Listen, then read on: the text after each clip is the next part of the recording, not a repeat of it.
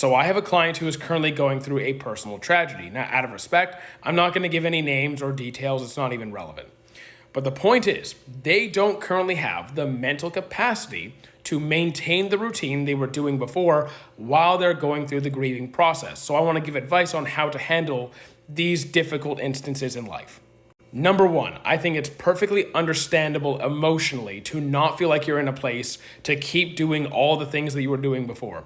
You might not have the energy to exercise, you might undereat, you might overeat, you might oversleep or undersleep. The point is the routine you normally have dialed in just crumbles apart. Now I think in almost all circumstances, expecting continued perfection while someone is going through a tragedy is incredibly unrealistic. Now, I still don't think it's a good idea to let everything completely fall apart, but you can't expect someone to keep doing everything they were doing when they lost someone or something, or they're going through something very, very emotionally difficult. So to start off, I think it's about being understanding towards that person, and if you are the person going through that, being understanding towards yourself.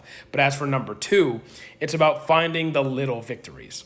So it's about looking at what you can realistically get yourself to do that day. You might not be eating perfectly, you might not get perfect sleep, you might not have the best workout out of your life, but are you able to go outside? Are you able to go for a walk?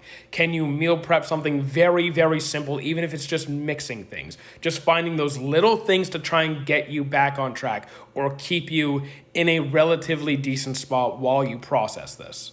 There are days where you'll feel better. There are days where you'll feel worse. It won't be straight linear back to normal. You might have ups and downs, and that's perfectly okay.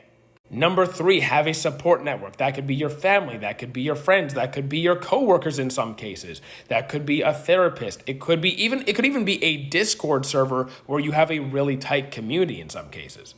But if you feel like you're drifting off into a worse place mentally, physically, emotionally, or some combination thereof, to have someone or a group of people that you can talk to, even if it doesn't solve the problem, just to be able to help process everything that's going on in your head that you might not know what to do with.